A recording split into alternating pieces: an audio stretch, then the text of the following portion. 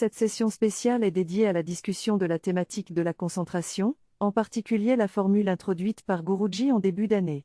La difficulté à maintenir une concentration constante est un thème souvent abordé en spiritualité, mais cette formule peut nous aider à mieux comprendre pourquoi il est important de se concentrer et comment le faire. La formule est ensuite expliquée en détail et est illustrée par différents symboles tels qu'un cœur en forme de diamant et Nandi, le taureau qui est toujours concentré sur Shiva. Cette discussion est entrecoupée d'explications sur les 9 jours de Navaratri, chacun dédié à un aspect différent de la Divine Mère. La première journée est dédiée à Shailputri Devi, associée à la chakra Muladhara, qui symbolise la fondation de notre cheminement spirituel. Le texte traite du concept de soi et de la façon dont il est lié à la spiritualité. Selon l'auteur, nous venons tous d'une source divine, et nous sommes tous des enfants de cette source. Cependant, nous pouvons nous perdre dans les nombreuses facettes de la vie, et il est donc important de se concentrer sur un point central pour venir à cette source et trouver un sens à la vie. Cela implique le sacrifice, qui est souvent associé à une perte mais qui est en réalité simplement le fait de rendre ce qui nous a été donné.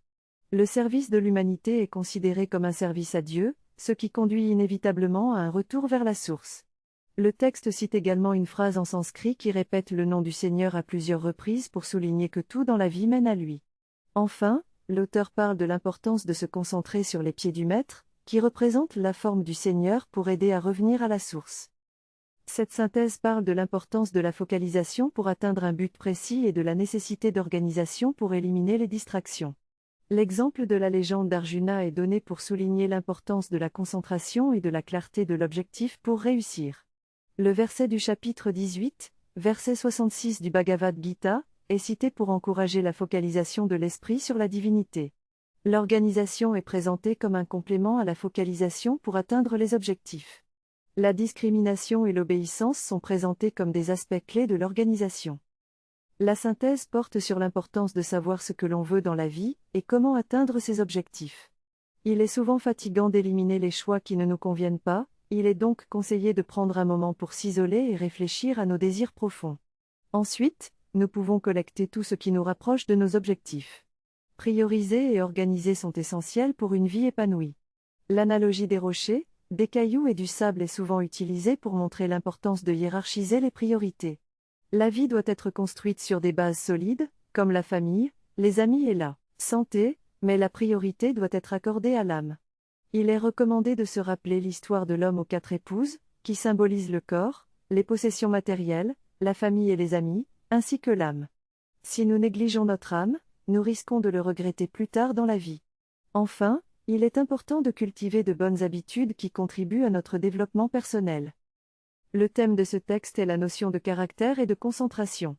L'auteur aborde l'idée que le choix que nous faisons chaque jour dans nos pensées et actions détermine qui nous sommes en tant que personne, et comment cela influence notre capacité à rester concentré et à atteindre nos objectifs. Le texte mentionne également l'importance de la loyauté et de la sincérité dans la vie spirituelle, ainsi que la nécessité de faire attention aux petites choses qui peuvent corrompre notre détermination.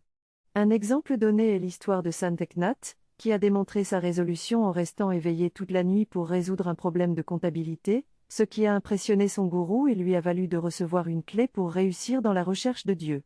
Enfin, l'auteur fait référence à la Bhagavad Gita et à une citation qui souligne que ceux qui s'accrochent au plaisir et au pouvoir ne peuvent pas développer une volonté résolue pour atteindre la concentration.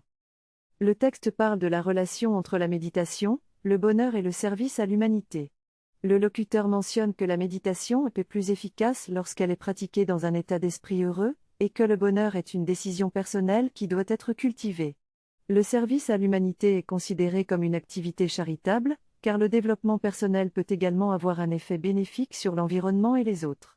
L'importance de rester concentré tout en étant ouvert d'esprit est soulignée, et le contrôle de l'esprit est considéré comme essentiel pour maintenir la paix et le bonheur. La pratique de la méditation et la répétition du nom divin sont recommandées comme moyen de contrôler l'esprit et de rester concentré. Enfin, le locuteur souligne l'importance de l'association avec les personnes positives et de la vigilance face aux influences négatives.